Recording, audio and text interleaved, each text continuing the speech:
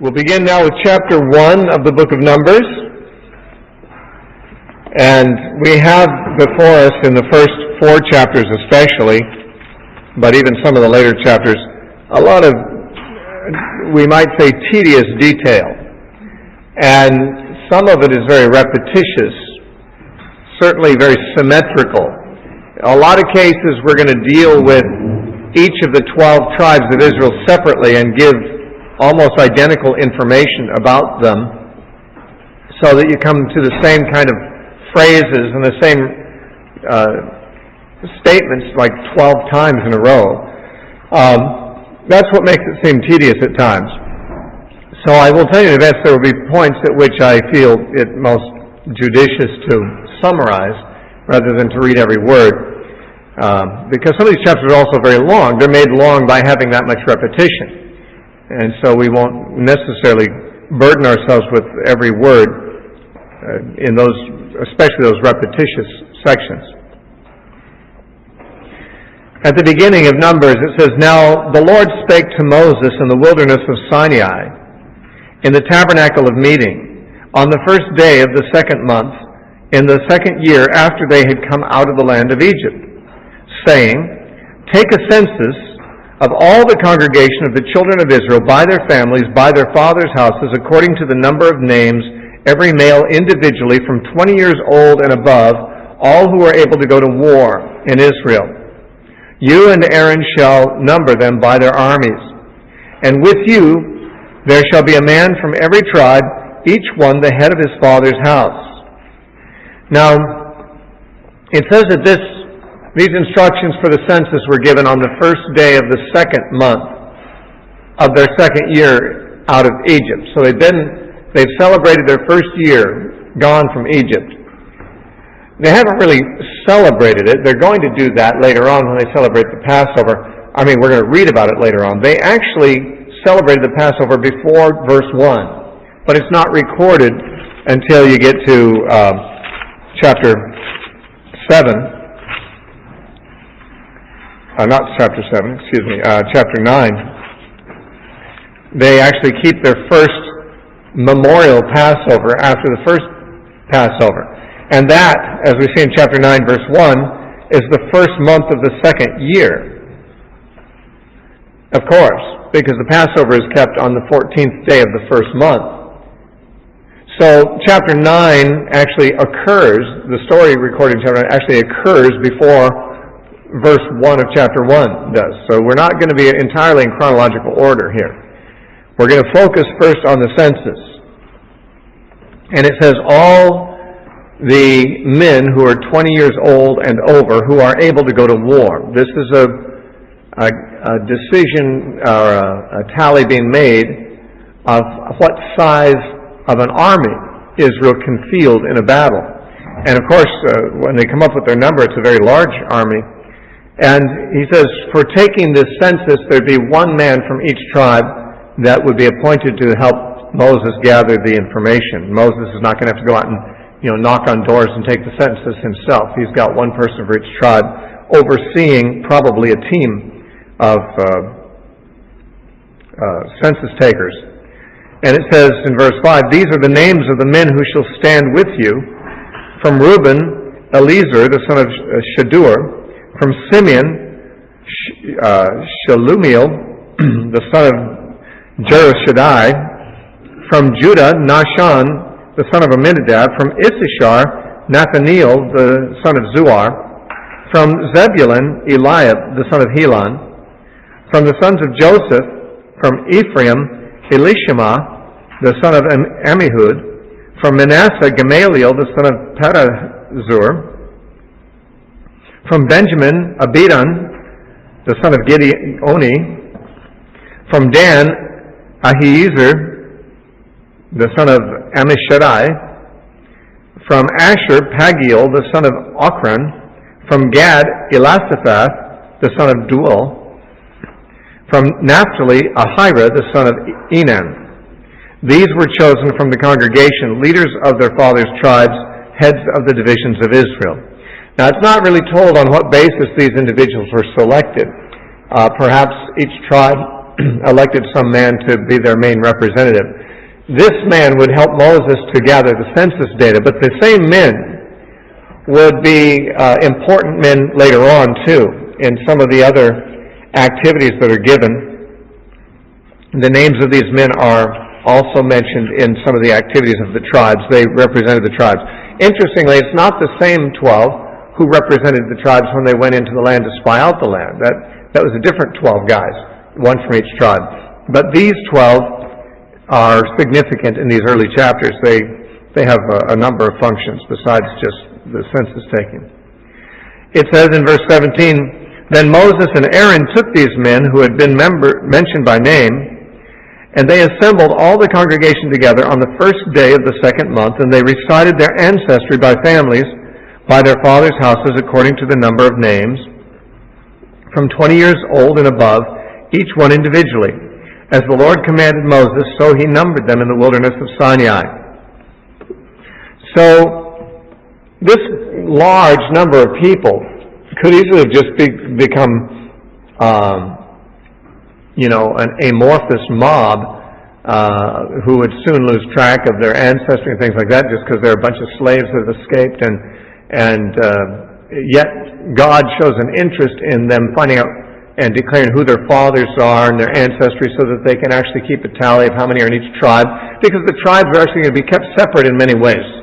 When they encamp, they're going to have special areas around the tabernacle that each tribe will camp in, and so they're going to keep them separate rather than have them all mixed together as just a big mass of people from a variety of different tribes that would soon lose their tribal identity.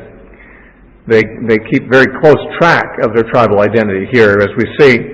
Verse 20 says, "Now the children of Reuben, Israel's oldest son, their genealogies by their families, by their father's house, according to the number of names, every male individually from 20 years old and above, all who were able to go to war. Those who were numbered of the tribe of Reuben were 46,500. Then it goes through each of the tribes and uses similar language. From the children of Simeon, their genealogies by their families, by their father's house, of those who were numbered according to the number of names, every male individually from 20 years old and above, all who were able to go to war. Those who were numbered of the tribe of Simeon were 59,300. And we have the same information, the same kind of information about the tribe of Gad in verses 24 and 25. Their number was 45,650. Then in verses 26 and 27 we have the same information about Judah, but their number was 74,600, which proved to be the largest of the tribes, much larger than the next largest tribe, and actually more than twice as large as the smaller tribes. So Judah, for some reason, had multiplied a lot more than the other tribes, but it was 74,600 of the tribe of Judah. Verses 28 and 29 then give the tally for the tribe of Issachar. Their number is 54,400. Verses 30 and 31, the tribe of Zebulun is numbered, and their number is 57,400. Then the sons of Joseph, it says, they're of course treated as two separate tribes. And so Ephraim and Manasseh were the two sons of Joseph, and they make up two tribes in Israel now, so their numbers are given separately. In verses 32 and 33, we have of Ephraim, there's 40,500. And verses 34 and 35 talk about Manasseh. There were 32,200 of the tribe of Manasseh. In verses 36 and 37, then we have the tribe of Benjamin. There were 35,400 of the tribe of Benjamin. Again, the tribe of Manasseh and Benjamin were the small tribes, and they were less than half the size of Judah. And then 38 and 39, the tribe of Dan, 62,700. That'd be the second largest of the tribes after Judah. Verses 40 and 41 gives the same information about the tribe of Asher. The number was 41,500. And then chapter 42 and 43, The tribe of Naphtali, that always seems to come in last in all the considerations, is 53,400. And it says in verse 44, "These are the ones who were numbered, whom Moses and Aaron numbered with the leaders of Israel, 12 men, each one representing his father's house. So all who were numbered of the children of Israel by their father's houses from 20 years old and above, all who were able to go to war in Israel, all who were numbered were 603,550. So that's the total number of men 20 years old and above, over 500,000. But significantly, verse 47 says, "The Levites were not numbered among them by their father's tribe. For the Lord had spoken to Moses, saying, Only the tribe of Levi you shall not number, nor take a census of them among the children of Israel. But you shall appoint the Levites over the tabernacle of the testimony, over all its furnishings, over all of its things that belong to it. They shall carry the tabernacle and all its furnishings, and they shall attend to it and camp around the tabernacle. And when the tabernacle is to go forward, the Levites shall take it down. And when the tabernacle is to be set up, the Levites shall set it up. The outsider who comes near, that is the non-Levite, shall be put to death. The children of Israel shall pitch their tents, everyone by his own camp, everyone by his own standard, according to their armies." That location for each camp is given in the next chapter. "But the Levites shall camp around the tabernacle of the testimony, that there may be no wrath on the congregation of the children of Israel, and that the Levites may keep charge of the tabernacle of the testimony. Thus the children of Israel did, according to all that the Lord commanded Moses, so they did." Now, the Levites were going to camp around the tabernacle immediately next to it, and the other tribes would be further out, surrounding the Levitical encampments in an arrangement that is given in the next chapter. Chapter 2 tells exactly where each tribe is going to camp, and in what order they're going to proceed when they break camp to move forward in the wanderings. But before we get to that, I'd just like to point out in verse 47 that the Levites were not numbered with the men of war. The Levites were given a separate census, of course, and there is the census of the Levites given in chapter 3, and where they camp and all that is going to be discussed as well. But the children of Israel as a whole are treated first without considering the Levites, and then separately the Levites get the same kind of consideration. But the Levites are treated as different than the others in this respect. They don't go to war. And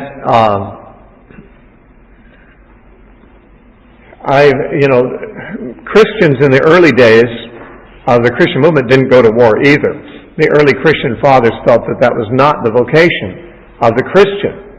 And I believe it was Justin Martyr, for example, among others, defended this practice against critics. And one of the criticisms that was raised against the Christians was that they received the benefits that were won by the armies of Rome, for example, in those days. They had the freedoms and they had the luxuries and they had the standard of living and the infrastructure and all of that was provided and protected for by the military service of the armies.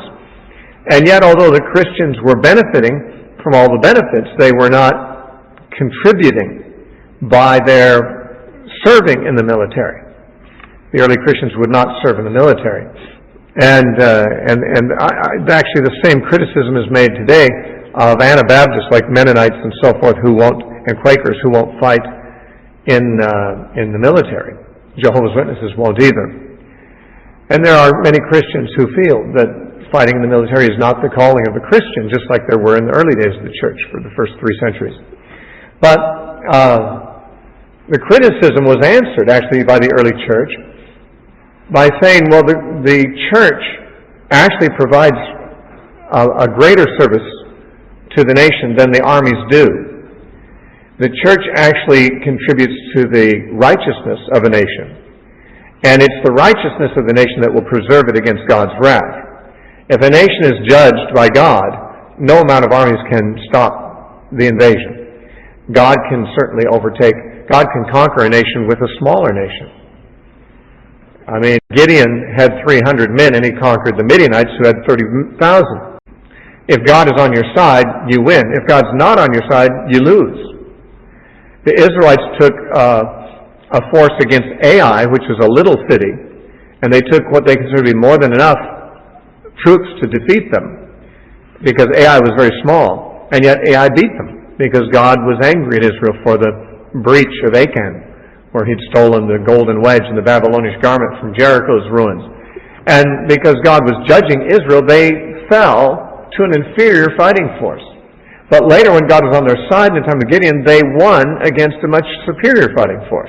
The Bible makes it very clear that the security of a nation is not based on the size of its fighting force, but on whether God chooses to judge them at the hands of an invading army, or chooses to judge the other army at their hands. That means a nation's security is based upon the righteousness of the nation, and God's being on their side and wanting to preserve them, or not. And so the early Christians believed that the influence of the church through preaching the gospel, through intercessory prayer, basically what the Bible would refer to as our spiritual warfare.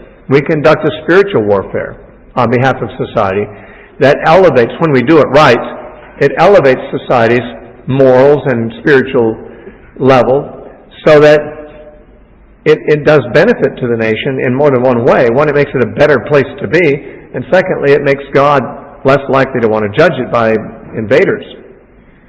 And so the Christians who did not participate in war in the early days of the church argued that they were actually as deserving as anybody else of the benefits of civilization, because they did protect civilization in a way that the armies could not. And with God in the picture, of course, as the one who raises up or brings down nations, certainly the influence of the church has much more say than that of the military in whether a nation survives long term or not. And we see that the Levites didn't go out and fight in the battles. They weren't men of war. They were men of spiritual service. They provided religious service. They were there to make atonement for the people. They were there to teach the law to the people. They were like the church in society, really. The church is like the Levites in the society, a kingdom of priests. And the priests and the Levites just didn't go to war. That wasn't what they did. But they still benefited from the fruits of the military labors. They still benefited from all those things, but in many ways, the Levites were more central than the armies were to the success of the missions. Because if the Levites did their job rightly, the nation would be a law-keeping nation and have God on their side, and would be a secure nation. Righteousness exalts a nation, the Bible says, but sin is a reproach to any people. And when a man's ways please the Lord, he makes even his enemies to be at peace with him. These are statements of the Proverbs. So the Levites, they didn't fight in war. Now that doesn't mean they never did any killing. Phinehas, one of the priests, actually stopped a plague at Baal Peor, because he threw a javelin through an Israelite and a Midianite woman who were involved in idolatrous sex, and that was what had brought that, and the similar behavior by many Israelites is what had brought a plague on Israel. And Phinehas, actually, in his zeal for God, actually put an end to that with his own violent intervention. And so I wouldn't argue that the priests never did any killing, but they did not go out and fight in the nation's wars. They didn't go out and fight against the enemies. There was a different vocation they had. It's not like the priests were against war. They weren't pacifists. The priests were not pacifists. They just had a different calling. They offered a different service to the nation, a more important service in many respects than that of the army. So there's not serving in the army was not somehow, copping out and not pulling their share of the weight, as some people have accused Christians who didn't go to war. So we see the Levites excluded from this particular census, but they are mentioned, and in the latter part of chapter 1 it mentions their special encampment arrangements, which we're going to look at in the following chapters. In chapter 2 we have concentration of focus on this very thing, where the other tribes will camp. I tried to get a diagram off the internet so I could project one up there of this. It's very simple. If you could just picture the tabernacle as a rectangular structure, of course, the courtyard, and then around it we're going to have the Levites camped on three sides, on the north and the west and the south side, near the tabernacle. There were three families of Aaron's offspring, of Levites, the Gershonites, Kohathites, and the Merarites, and these each had their own assigned position around the tabernacle. We don't get to that in chapter 2, but that's something to consider when we're trying to picture the arrangement. The three branches of the Levitical family would be on the southwest and north sides of the tabernacle near it. And Moses and Aaron and the priests would camp on the east side by the door of the tabernacle. So the tabernacle is surrounded by Levites and by the priests on the eastern side, which was the opening, the door. Now, further out, there's a larger square, and that has three tribes on each side. We've got three tribes to the east, three tribes to the south, three tribes to the west, and three tribes to the north. And these are assigned specific locations. Each of these encampments have one banner. There's the banner of the tribe of Judah, for example, on the east, although there's two other tribes associated there on the east with Judah. There's a major tribe on each side of the tabernacle, and one banner. So there's a banner of the tribes of the east, and a banner of the tribes of the south, and so forth. And what this gives us is it works around the square. It starts by talking about the east, then goes to the south and the west and north, and names the main tribe that would be sort of giving identity to that cluster of tribes on that side of the tabernacle, and would have its standard, or its banners. And then it talks about the tribes that were with it. It gives the name of the leader of that tribe, in each case, and it also talks about how they will break camp and how they will march forward, in what order. They actually will break camp and march forward in the order that they're given. The tribes to the east will go first, the tribes to the south next, the tribes to the west, and then the tribes to the north following. And so that's how it is. The Lord spoke to Moses and Aaron, saying, "Every one of the children of Israel shall camp by his own standard, beside the emblems of his father's house. They shall camp some distance from the tabernacle of meeting." The reason is they be some distance from it is because it's sacred ground, and the Levites will camp between the tabernacle and these other tribes. On the east side, toward the rising of the sun, those of the standard of the forces with Judah shall camp according to their armies, and Nahshon, the son of Amminadab, shall be their leader of the children of Judah. And his army was 174,600, as we saw earlier. The numbers are given of each tribe, but we already got them in the previous chapter. Same numbers. Those who camp next to him, also on the east side, shall be the tribe of Issachar, and Nethaneel, the son of Zuar, shall be the leader of the children of Issachar, and his army was numbered 54,400. Now, of this information for each tribe, there's part of it that's not new. The name of the leader of the tribe is the same as those given in chapter 1, and the number of the armies of each tribe is the same as those given in chapter 1. Which means, of course, we don't probably need to repeat all of that, but the main information that's new is telling how these tribes are associated around the tabernacle when they camp, and in what order they break camp to march forward. And so we see in verse 7, "Then shall come the tribe of Zebulun." Now he's also on the east. The tribe of Zebulun, here's a picture of it here. A lot of you, you can't really see it probably, but you can get you can certainly get a study Bible or something that will show this. They almost all have diagrams of it. I can see that Amalia has a Bible open that's got one there. That's it, isn't it? Yeah, and it's not uncommon to find them in study Bibles. It's a pretty easy diagram. You just have to you can almost picture it without the diagram. So on the east side, you've got these three tribes. You've got Judah as the main tribe, and Issachar and Zebulun are with them as lesser tribes associated with it. These would all be under the banner of the tribe of Judah. Traditionally, this banner had a lion on it, but it doesn't say so in the Bible. But the Jews have a tradition that the tribe of Judah, its banner had a lion's head on it, and which we know that the word lion and Judah are associated in a couple other places in the Bible, in the blessings that Jacob uttered over his 12 sons in the 49th chapter of Genesis. He says, Judah is a lion's whelp. He likens him to a young lion. And obviously in the book of Revelation, Jesus in chapter 5 is called the Lion of the tribe of Judah.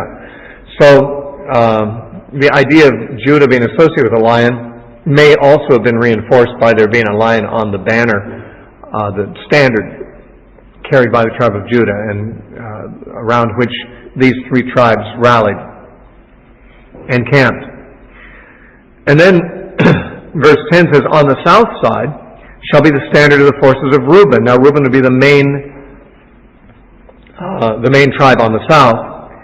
According to their armies, and the leader of the children of Reuben shall be Elizur, the son of Shadur, and his army was numbered at 46,500. Again, that information is repeated. Those who camp next him, verse 12, shall be the tribe of Simeon, with similar information. The leader of the tribe and the number are the same as in chapter 1. Verse 14, then shall come the tribe of Gad. Now, the tribe of Reuben then was flanked by Simeon and Gad, and these were on the south side. They would be the second to break camp. It says in verse 9, I guess I didn't read verse 9, about those on the east. It says, all who are numbered, according to their armies of the forces of Judah, 186,400. These shall break camp first. The 186,400 is the number of all three tribes on the east. So that's the size of the total army of three tribes on the eastern side. And that's what we get on each of these cases. So on the south then we have Reuben is the main tribe, and Simeon and Gad associated. And it says in verse 16, all who were numbered according to their armies of the forces of Reuben, 150,450. And they shall be the second to break camp. So there's a slightly smaller force on the south than on the east. About 186,000 and a half on the east, and about 151,000 and a half on the south. And they are the second to break camp when the march begins. And then, before we read about the tribes on the west and the north, we come to the tabernacle itself. And the reason it's mentioned next is, although geographically it's not the most logical one to talk about next, but it is the next one that would, when the nation travels, after the tribes on the east and the south have moved forward, the tabernacle then moves in the middle, and then the tribes on the west and the north follow behind. So the tabernacle and its stuff are traveling in the middle of the march rather than in the front. Now there's some indication in some places that the ark may have been at the front leading the procession. That was certainly true when they crossed the Red Sea. That may be true in their marching through the wilderness. If the ark is carried ahead, it's not 100% clear, because the tabernacle and its things were mostly in the middle of the advancing troops. Verse 17 says, then the tabernacle of the meeting shall move out with the camp of the Levites in the middle of the camps as they camp, so they shall move out, everyone in his place by their standards. Now on the west side, verse 18, shall be the standard of the forces of Ephraim, according to their armies. And the leader of the children of Ephraim shall be Elishama, the son of Ahimud, and his army was numbered 40,500. Now next to him was Manasseh, and in verse 22, then shall come the tribe of Benjamin.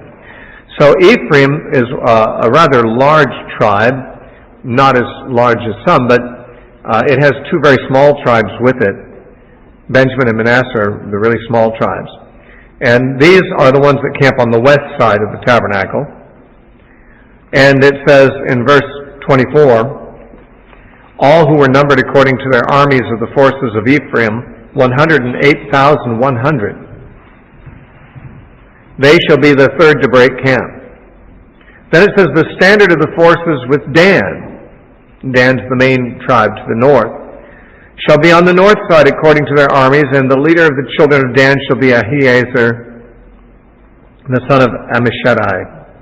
And his army was numbered at 62,700. Next to him was the tribe of Asher, and then in verse 29, then shall come the tribe of Naphtali.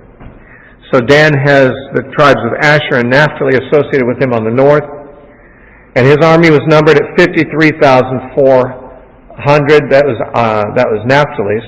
And verse 31 says, all who were numbered of the forces with Dan, 157,600, they shall break camp last with their standards. So the largest camp, the largest group of soldiers is that on the east, and they go first. They go ahead. The group on the north is the next largest, and they go at the tail. So the largest armies are in the front and in the back, and the smaller groups are between them. Now, as far as these standards go, like I say, traditionally, the Jews believed that the standard of the tribe of Judah had a lion on it. The group of tribes to the south of the tabernacle were with Reuben, and traditionally a man's head, a human head, was the emblem on Reuben's standard. To the west were those tribes that were with Ephraim, and traditionally an ox was the figure on the standard of Ephraim. And then the tribe of Dan to the north traditionally was thought to have an eagle on it. So you've got, if you work from the east around the south to the west to the north, around a sort of a clockwise around the tabernacle, the standards of these tribes would have respectively a lion, a man, an ox, and an eagle upon them. Now, I don't know where the Jews got that tradition. It's possible that that was true and it was preserved from those days, that the Jews simply remembered that. It's suspiciously similar to the description of the cherubim in Ezekiel, which each had four faces. Each cherub had four faces, one of a lion, one of a man, one of an ox, and one of an eagle.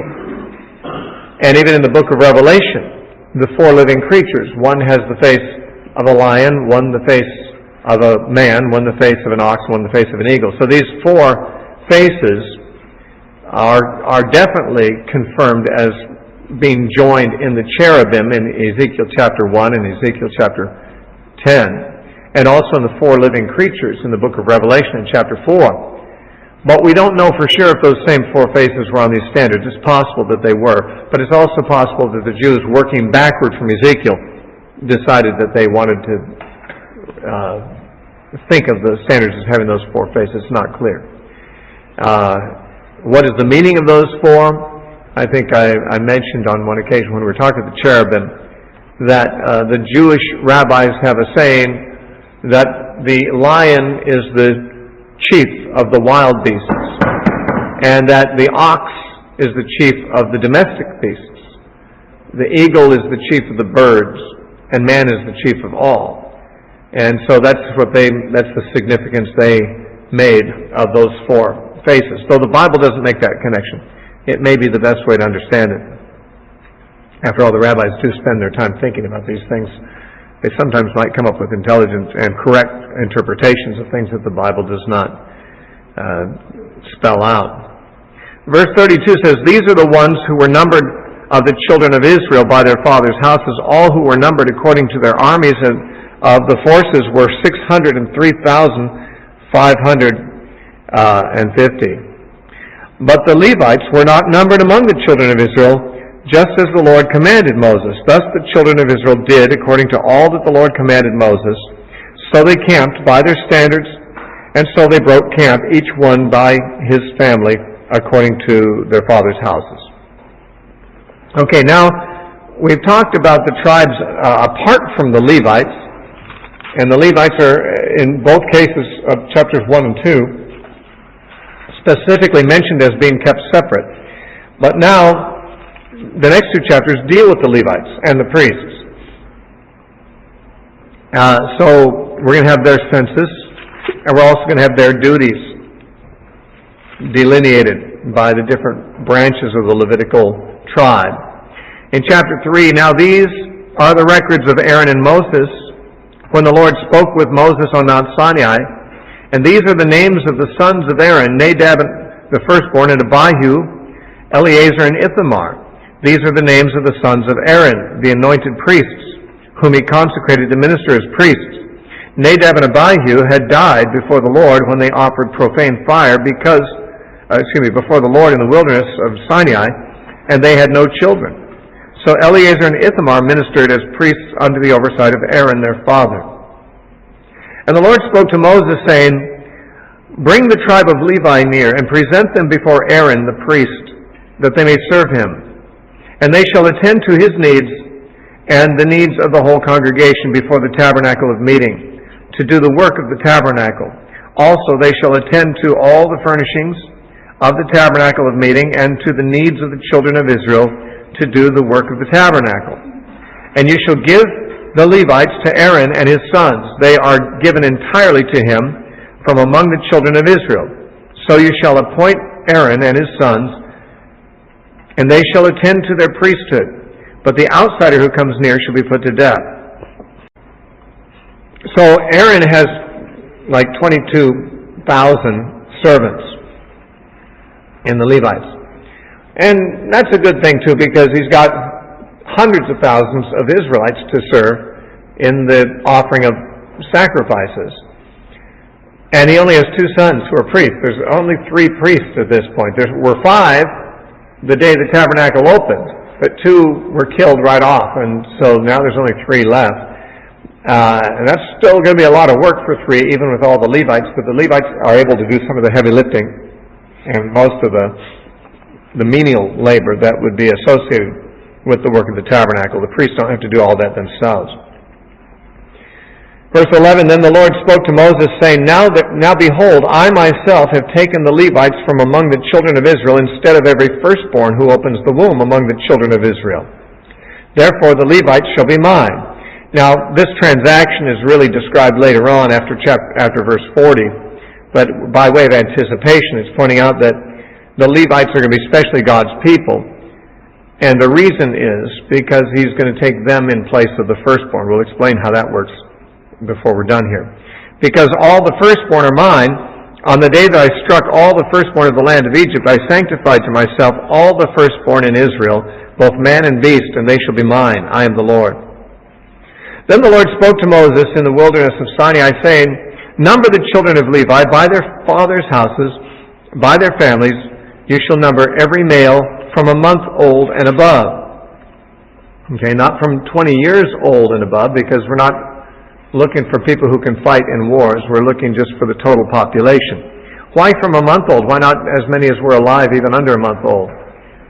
Maybe because of infant mortality rates. There might have been a lot of children who died before the first month, and you didn't want to count on them. You didn't want to figure on them being in the number. If the child had lived a month, perhaps it was seen to be more likely to be viable and would probably be able to be included in the census for some time to come. So it's a larger sampling of this tribe than of the others. It includes those who are under 20 years old, which the other census did not. So Moses numbered them according to the word of the Lord as he was commanded. These were the sons of Levi by their names: Gershon, Kohath, and Merari. Now these men, of course, were long dead, but they were the 3 sons of Levi, and therefore the Levitical tribe divided into these 3 clans or families: the family of the Gershonites and the Kohathites and the Merarites. And these are the names of the sons of Gershon by their families: Libni and Shimei. And the sons of Kohath by their families, Amram, Izhar, Hebron, and Uzziel. And the sons of Merari by their families, Mali and Mushi. And these are the families of the Levites by their fathers' houses. I just note that in verse 19, the sons of Kohath included Amram, and Amram was the father of Moses and Aaron. So Aaron and Moses and the priesthood were of the Kohathite branch of the family.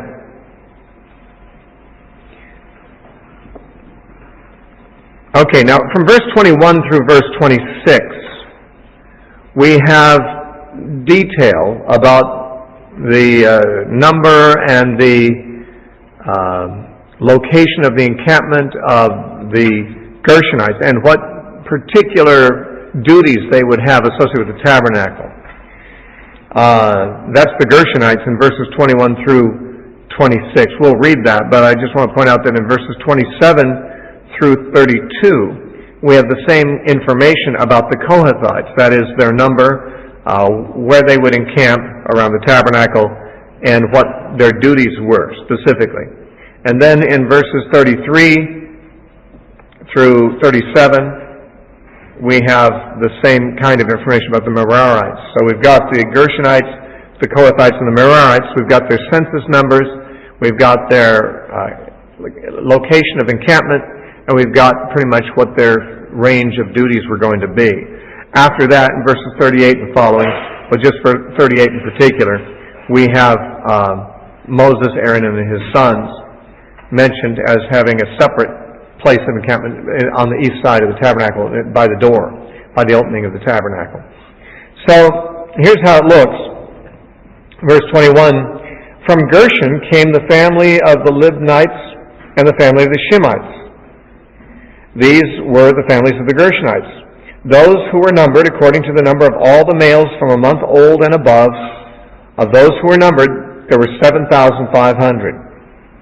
The families of the Gershonites were to camp behind the tabernacle westward. The leader of the father's house of the Gershonites was Eliasaph, the son of Lael. The duties of the children of Gershon in the tabernacle of the meeting included the tabernacle, the tent with its coverings, the screen for the door of the tabernacle of meeting, the screen for the door of the court, the hangings of the court which are around the tabernacle of the altar, and their cords according to the work related to them. So the Gershonites were in charge essentially of all the outer coverings for the most part. The tent, the tarps and the coverings and the cloth hangings. They took care of the cloth and the fabric parts of the tabernacle.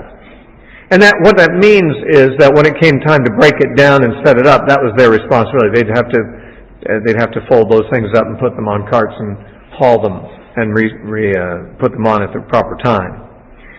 And then, so verse 27, from Kohath came the family of the Amramites, the family of the Isharites, and the family of the Hebronites, and the family of the Uzzielites. These were the families of the Kohathites. According to the number of all the males from a month old and above, there were 8,600 keeping charge of the sanctuary. The families of the children of Kohath were to camp on the south side of the tabernacle. So they were camping between the tabernacle and the tribe of Reuben. Reuben was also on the south side, and his associate tribes. The leader of the father's house of the families of the Kohathites was Elizaphan, the son of Uzziel. Their duty included the ark, the table, the lampstand, the altars, the utensils, the sanctuary, utensils of the sanctuary with which they ministered, the screen and all the work relating to them. So, in other words, the eternal equipment, the eternal furniture, and so forth, was what the Kohathites. Again, that's the branch of the family that Moses and Aaron were from, and they have perhaps the more privileged, the more sacred part. They have to carry the ark and the other furniture. Now, it mentions the veil or the screen. It's talking about the veil that concealed the Holy of Holies. The other two screens were carried by the Gershonites, but the veil of the Holy of Holies was used actually to cover the ark while it was being carried. So it was part of the duties of the Kohathites, because they had to carry the ark. And verse 32 says, Eleazar the son of Aaron, one of the two surviving sons of Aaron, the priest, was to be chief over the leaders of the Levites, which kept oversight of those who kept the charge of the sanctuary. Verse 33, Then from Merari came the family of the Mahalites and the family of the Mushites. These were the families of Merari. And those who were numbered according to the number of all the males from a month old and above were 6,200. The leader of their father's houses, house of the families of the Merarites, was Zuriel, the son of Abihail. These were to camp on the north side of the tabernacle. That would be between the tabernacle itself and the tribe of Dan and its associated tribes. And the appointed duty of the children of Merari included the boards of the tabernacle, its bars, its pillars, its sockets, its utensils, all the work relating to them, and the pillars of the court all around with their sockets and their pegs and their cords. So the structural components of the tabernacle. So the Gershonites took care of the coverings, the outer coverings of the tabernacle. The Merarites took care of the structural components, the wood and the solid objects, and then the Kohathites carried the furniture. Verse 38, Moreover, those who were to camp before the tabernacle on the east, the one side that has not been discussed yet, which would be between the tabernacle and the tribe of Judah and its associated tribes, were Moses, Aaron, and his sons, keeping charge of the sanctuary to meet the needs of the children of Israel. But the outsider who came near was to be put to death. So all who were numbered of the Levites, whom Moses and Aaron numbered at the commandment of the Lord by their families, all the males from a month old and above were 22,000. Now here we have one of the few problems in arithmetic in the book of Numbers, because mostly all the numbers add up as they are given in their totals. Here we have a slight discrepancy, because we have of the Gershonites 7,500, of the Kohathites 8,600, and of the Merarites 6,200. And if you add that all up, it comes to 22,300. But the total is given as 22,000 even. Now one might argue, well, this is just a round number, this is just rounding it off to the nearest 1,000. Well, it would, of course, work that way, except that's not what the book of Numbers usually does. It does round things off to the nearest 100 in all likelihood. I mean, when you look at it, to say there were 7,500 of one group and 8,600 of another and 6,200 of the other, and no tens or ones, it does seem like they are rounding off the numbers of each of the groups to the nearest 100. But it's not common for them to round off to the nearest 1,000, as would be the case if 22,300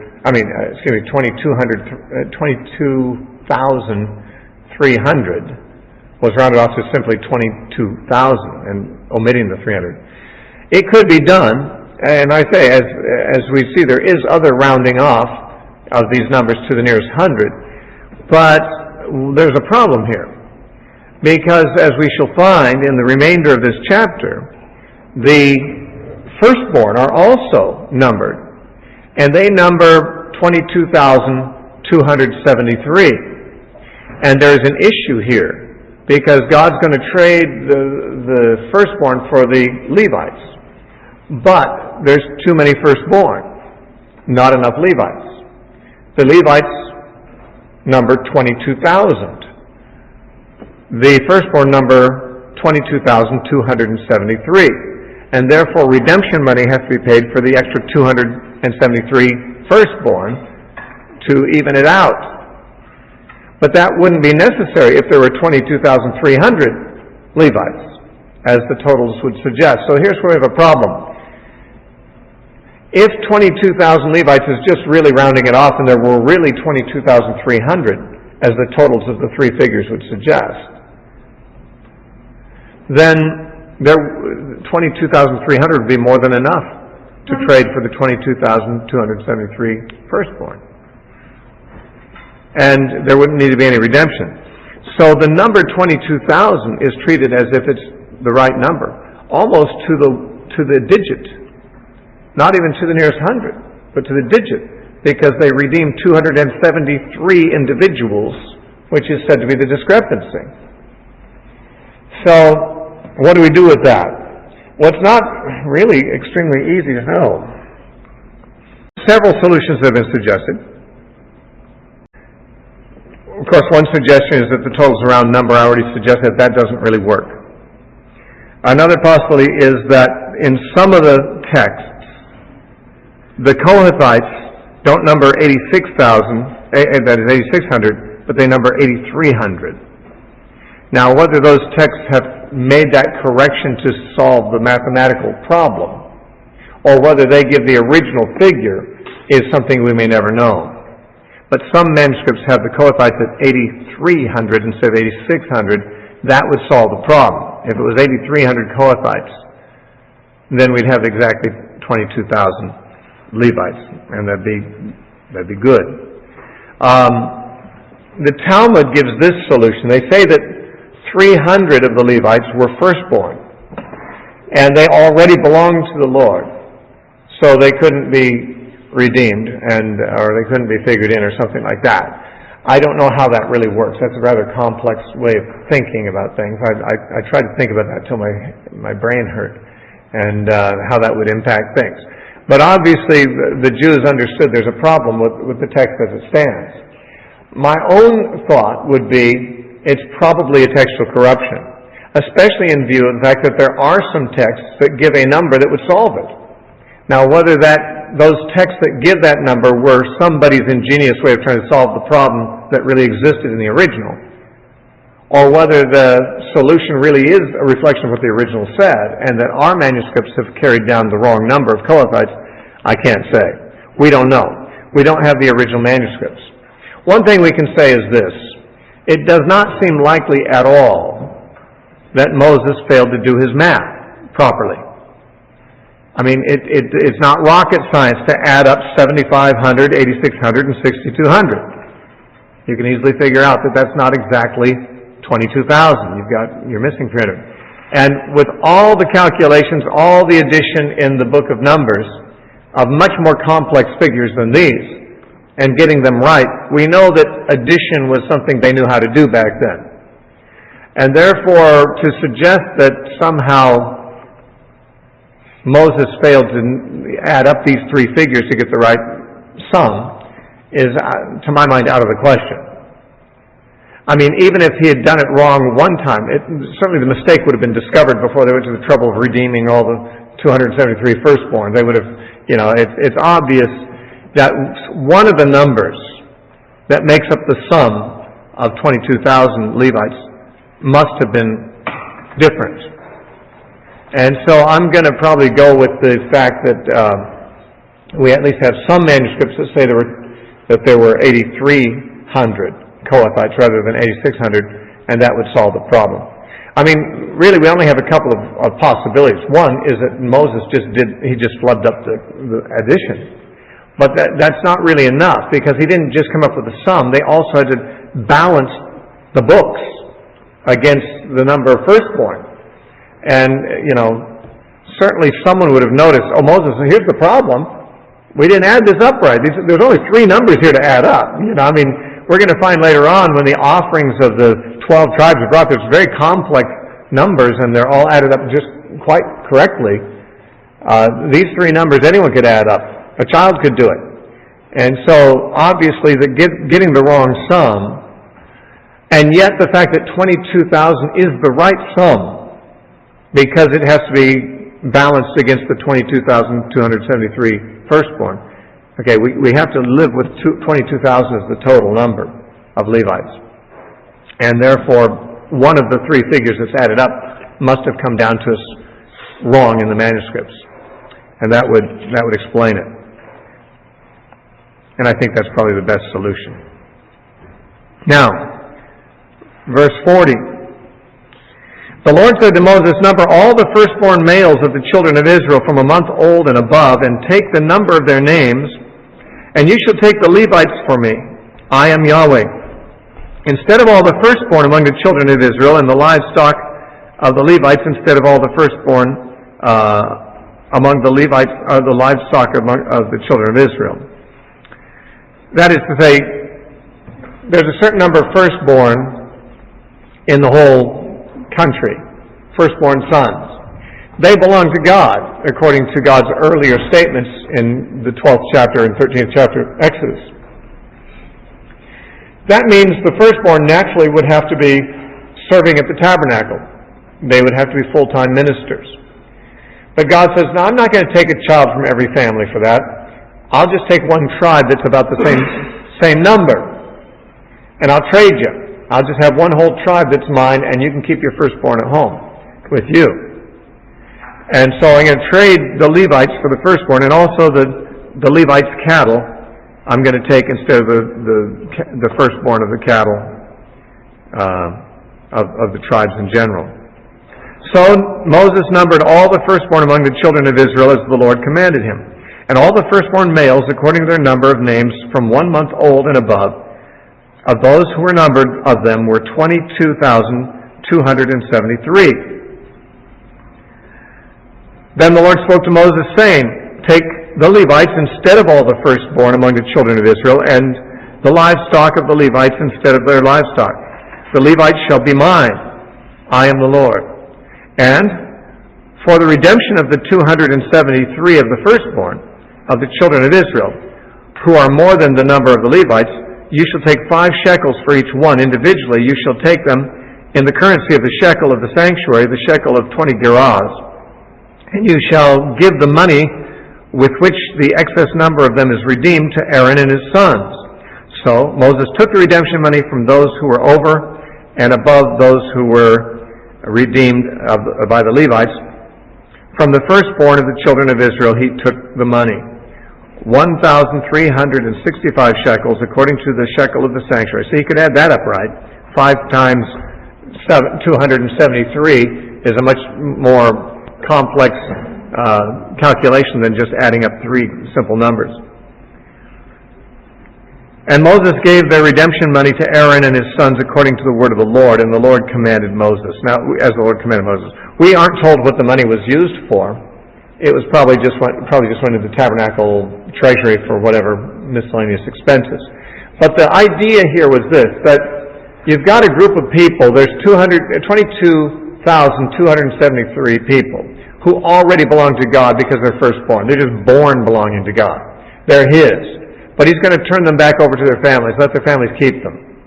But you got to buy them from me. I'll take the Levites. Well, there's only 22,000 of them. But I'm giving you back 22,273 firstborn. I'm only getting back 22,000 Levites in exchange. I'm giving you 273 extra guys here. You got to pay me for that. You got to redeem those.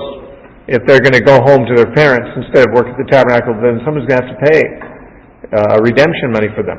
And that's the 5 shekels per head that they were charged. Now, this is another classic problem in the book of Numbers, and the main problem is this: that the firstborn were so few. I mentioned this in our introduction. Approximately 22,000 firstborn for a nation that has 600,000 people. 600,000 males. Means that there's only one firstborn child per 27 people. Which means that 26 out of 27 people were not the firstborn of their family. And that means that a family size average must have been about 26 children. Now, it's not impossible for a family to have 26 children, and there have been families with larger numbers than that, but for that to be the average would mean there'd have to be, it's just too high. It just seems too high. Now, solutions to this problem have been suggested, multiple possible solutions. One of them, it doesn't really solve the problem completely, but one of them is that the firstborn might have included, But it's only talking about the male firstborn. And of course there were female firstborn too. Families sometimes had a girl before a boy. And therefore there would be twice as many, probably, firstborn. There would be more like 45,000 firstborn. But that only brings down the ratio like, 13 to 1. 13 Israelites per one firstborn, male or female. And that still makes the average family size have to be about 13 kids, which is pretty big for an average. Some think that the count should be restricted to, and there's other solutions. This is one that seems to make some sense. Could be restricted to the firstborn who were born after the Exodus. That just since the Exodus, since they were a free people, that the firstborn of that group are the only ones numbered. Now, why that would be the only group of firstborn numbered in this particular instance, I don't know. But perhaps because God is only redeeming the firstborn to himself since he killed the firstborn of Egypt. That the firstborn that were firstborn before that kind of get a pass.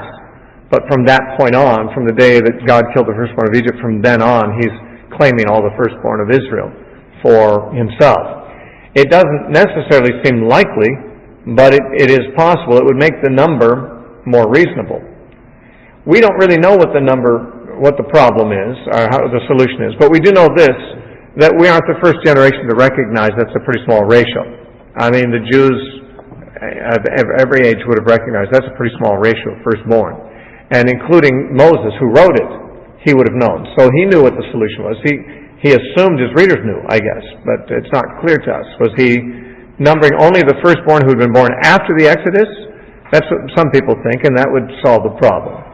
If we include the female firstborn as not being in the number, then there'd be twice as many firstborn as given, but still a pretty small number.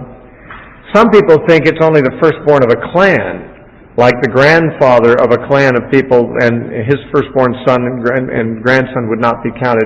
He's just the firstborn of a clan, a larger clan, not just a single couple. But I'm not sure why that would be the case. It's just a suggestion people make to try to figure out why the number is so small. We don't know. But again, Moses knew, and that's about all that we need to know. Somehow they were numbered in such a way that they were only that many, and it was just about the same number as the Levites, so there was an exchange made with the redemption of the surplus. Now chapter 4 says, Then the Lord spoke to Moses and Aaron, saying, Take a census of the sons of Kohath from among the children of Levi, by their families, by their father's house, from 30 years old and above, even to 50 years old, all who enter the service to do the work of the Tabernacle of Meeting. Now, we already had a census of these people from 1 month old and up. That is the total population of the Kohathites and the Merarites and the Gershonites have been given. But now, he wants another census of their numbers from age 30 to age 50, because those are the years of service for them. And he wanted to know what size of serving force was available to them. And so this is going to be another census from the same tribes and the same clans, but a different sampling, a different segment of their number. This is the service of the sons of Kohath in the Tabernacle of Meeting relating to the most holy things. Now this was the branch of the Levites that Moses and Aaron belonged to, and they were the ones who were taking care of the furniture of the tabernacle. When the camp prepares to journey, Aaron and his sons shall come, and they shall take down the covering veil, that's the veil to the Holy of Holies, and cover the ark of the testimony with it. Then they shall put on it a covering of badger skins, and spread over that a cloth entirely of blue, that they may insert its poles, and they shall insert its poles to carry it. Now, the badger skin is obviously to protect it against the weather. There's 3 coverings on the ark when it's traveling. The veil, the badger skin, which is like a tough weather cover, but then also a blue cloth, so that from the outside one sees it as if it's just covered with a blue cloth. Now the other furniture is carried with a badger skin on the outside against the weather. So when they're carrying all the furniture, most of it looks like it's just covered with leather, badger skin. It says badger skin, but I told you before, this is not really badgers we're talking about. That's a bad translation. The New King James is just following what the King James said. Almost all scholars believe this is some kind of a sea cow or dugong, a seal, or some kind of aquatic mammal, a dolphin. They're not sure. But a badger is not really the right animal for this. When the King James was translated, the translators didn't know what the Hebrew word meant. They thought it meant a badger. Now they know it. It refers to some kind of a mammal, like a seal or a dolphin or a dugong, a sea cow, in the Red Sea that they had skins for. And it was a waterproof kind of leather.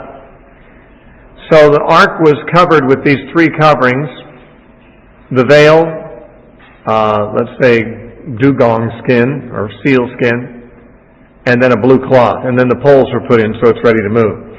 Verse 7, on the table of showbread they shall spread blue cloth, and put on it the dishes, the pans, the bowls, the pitchers for pouring, and the showbread shall be on it.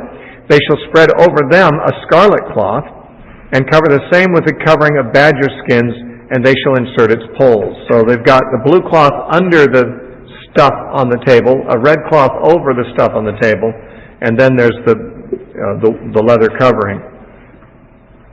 And then they shall insert its poles. And the lampstand, likewise, they shall take a blue cloth and cover the lampstand of the light with its lamps, its wick trimmers, its trays, all its oil vessels with which they service it. Then they shall put it with all the utensils in a covering of badger skins and put it on a carrying beam. Over the golden altar, they shall spread a blue cloth and cover it with a covering of badger skins, and they shall insert its poles. Then they shall take all the utensils of service with which they minister in the sanctuary and put them in a blue cloth, cover them with the covering of badger skins, and put them on a carrying beam. Also they shall take away the ashes from the altar, that'd be the sacrifice altar, the bronze altar, and spread a purple cloth over it, and they shall put on it all its implements with which they minister there, the fire pans, the forks, the shovels, the basins, and all the utensils of the altar, and they shall spread on it a covering of badger skins and insert its poles. So these pieces of furniture, they're gold and they're bronze and so forth. They have them covered with weatherproof coverings just in case there's sandstorms. Probably not going to be rain while they're traveling, but there could be some rain. Sandstorms, wind, the sun damage and so forth. These things be covered, well covered and protected from it. Verse 15, and when Aaron and his sons have finished covering the sanctuary and all the furnishings of the sanctuary, when the camp is set to go, then the sons of Kohath shall come and carry them. But they shall not touch any holy thing, only the poles. See, the sons of Kohath can carry them on their shoulders on these poles, but the priests have to be the ones who put the poles in and who do all the covering. It says, they shall not come near, they shall not touch any holy thing, lest they die. These are the things in the tabernacle of meeting which the sons of Kohath are to carry. The appointed duty of Eleazar, the son of Aaron, the priest, is the oil for the light, the sweet incense, the daily grain offering, the anointing oil, the oversight of all the tabernacle, of all that is in it, and the sanctuary and its furnishings. So this one son of Aaron, Eleazar, is in charge of watching over what the Kohathites are doing. They're making sure they're doing the right thing. And he also has to make sure that the oil and the incense and so forth are transported properly, which is his charge. Verse 17, then the Lord spoke to Moses and Aaron, saying, do not cut off the tribe of the families of the Kohathites from among the Levites. This means don't let them do something that will get themselves killed. And that means specifically they are not supposed to touch the furniture, and they're not even supposed to be present looking when it's being covered up. That's for the priests only to see. It says, but do this in regard to them, that they may live and not die when they approach the most holy things. Aaron and his sons shall go in and appoint each of them to his service and his task, but they shall not go in to watch while the holy things are being covered, lest they die. So the Kohathites have the privilege of carrying them, but they can't even look at them until they're covered up. Then we have the sons of Gershon, and once again, same kind of thing. Then the Lord spoke to Moses, saying, also take a census of the sons of Gershon and their families and fathers' houses from 30 years old and above, even to 50 years old. And then it talks about how they shall take down the curtains and all of that, the screen for the door, and how they will transport those. And it says in verse 28, this is the service of the families of the sons of Gershon in the tabernacle of meeting, and their duties shall be under the hand of Ithamar, the son of Aaron the priest. So Eleazar's watching over the Kohathites, Ithamar's watching the Gershonites. And the duties of the sons of Merari, same information. Basically, they carry the pillars and the boards and the hardware of the structural components. And it says that in verse 33, they will also be under the hand of Ithamar, the son of Aaron the priest. So Ithamar is going to supervise the Gershonites and the Merarites. Then we have the census, and we don't need to go into this in detail. It's the rest of the chapter. This is the census of each of those branches of the Levitical family who are between 30 and 50 years old. So it's going to be a smaller number than the total population that we saw earlier. Of the Kohathites, we find in verses 34 through 37, their number is 2,750, or 2,750 Kohathites. The Gershonites, their number is taken verses 38 through 41. There are 2,630 Gershonites. And here we see the numbers are down to the nearest tens. They're more exact, apparently. So 2,630 Gershonites.